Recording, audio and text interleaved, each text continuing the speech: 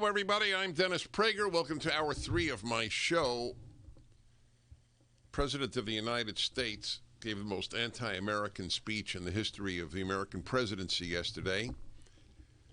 I loathe Joe Biden as much as any of you never-Trumpers loathed Donald Trump, just for the record. But I don't have a Biden derangement syndrome, and I am not obsessed with it. And it is not the only issue in America. And in any event, if Biden were not president, Kamala Harris would be president, and nothing would change. In fact, nothing would change with any Democrat. Democratic Party loathes this country at this time, and they are proud of it. And if you don't loathe the country, if you don't consider it systemically racist, vile, born in sin, filled with white supremacists as the great enemy of the country, then you are not a functional Democrat. It's become a despicable party, and it may crush the country. The country is hanging in the balance. Biden is ruining it financially, militarily, and morally. I can't think of a good thing that he has done. Yeah, I'm sure he has, but I can't think of any. But I just want people to understand that it is possible for sincere Americans to loathe Joe Biden as much as sincere people loathed President Trump. The narcissism of the left is that their hatreds are unique. That's because we act more decently and don't get hysterical over it. But here's a proof. The speech was disgusting. It was if this had been given 20 years ago, the person would not have been considered eligible for dog catcher in the Democratic Party. You can't imagine Jimmy Carter giving the speech. You can't imagine. Let's see, who were our recent Democratic president? I couldn't imagine Barack Obama giving the speech. This is how much the left has gained power in the party. I don't think Barack Obama disagrees with a word, but he wouldn't have given this speech. Bill Clinton certainly wouldn't have given this speech. All right, let's see. This is yesterday's, folks. This is the Arlington. No, it's not Arlington that we're talking about.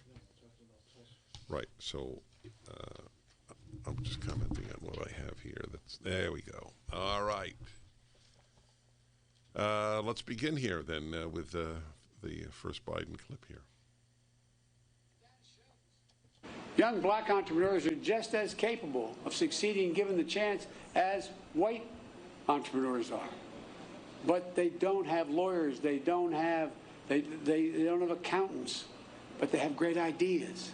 Does anyone doubt this whole nation would be better off from the investments those people make? And I promise you, that's why I set up this National Small Business Administration that's much broader, because they're going to get those loans. It's hard to understand, but I guess the gist of it is that there would be far more black entrepreneurs if the country weren't racist. They can't get lawyers. But they don't have lawyers. They don't have. They don't have accountants. What's he talking about? I don't know what he's talking about. Okay, just that. That's it. There is.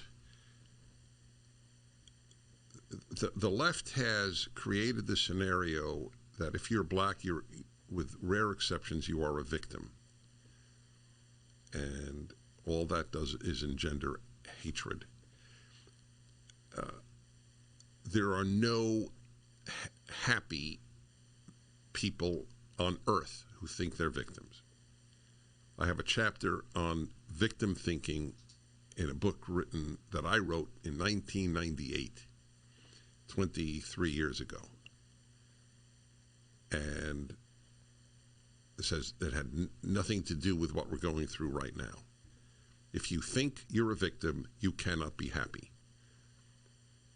It is one of the worst possible self-images because people who think they're victims are not only intrinsically unhappy, there are no happy victims, but you are also embittered to the point that normal moral rules rarely apply to you. I am a victim, I may therefore lash out. And that is what the left is doing to many people of color. You have permission to lash out at the scumbag society you were stuck in. That millions of black Africans have moved to the United States voluntarily is one of the great proofs of the lie of how systemically racist this is. I've always asked, never gotten an answer to this, are black Africans stupid? Were any Jews moving to Germany in the 1930s? Not that I know of, because Germany really was anti-Semitic. But America is not really anti-black. That's why millions of blacks move here. They're not stupid. They're not masochists. It is the greatest lie since the Jewish blood libel of the Middle Ages that Jews killed Christian children to get their blood to bake matzah on Passover. That was a huge libel, and is the biggest national libel in history. The entire population of Jews in England was expelled. They were kicked out of England, largely on this charge. And many Jews were tortured to death on this charge. Communities were wiped out. The second biggest national libel in history is that America's racist. Joe Biden is a libeler. It is. Who was it who said to me, yes, Rod Dreher yesterday at the Ultimate Issues Hour, said these are not just lies, they're anti-truths. It's like a higher level of lie. And that you still don't get what he said? I don't get their businesses fail because they can't. Their businesses fail because they can't afford a lawyer or accountant. Okay, that's right. He said the data shows. I'd like to see where the data is. And how do you have data on that? Is there data on how many people don't get accountants? Well, businesses fail because they don't have accountants. Yes, businesses fail because they don't get accountants. That's correct. My father was an accountant, and I have warm feeling toward them. Next, please. To be a little part of it. But you know what, Rev? I didn't realize hate's never defeated. It only hides. It hides. And given a little bit of oxygen, just a little bit of oxygen by its leaders, it comes out of there from under the rock like it was happening again, as if it never went away. And so, folks, we must not give hate a safe harbor. As I said in my address at the joint session of Congress, the guy is spouting hate, and we can't. The left is the hate center of the universe, certainly of America, and they can't. I mean, it's truly Soviet. What they are guilty of that they charge others, and the others are always invisible. Where is this hate under the rock? How come we don't recognize it? I guess because we're haters? Really? And who gave the oxygen? Of course, Donald Trump. Donald Trump gave hate the oxygen. Really? Well, it's part of the Charlottesville lie that he said that they were good Nazis. Oh, does he repeat that again? Yeah. It's a gigantic lie. He never said they were good Nazis. We have an entire video on that. Steve Cortez gives it. And you should watch it. It's PragerU, 5 minutes. If that doesn't prove to you that it's a gigantic lie that he called Nazis good people, then nothing will. Oh God, the left foments hatred. That's the irony. This country is basically such a decent place to live in, for every color. And they have made it a bad place. They have truly ruined it.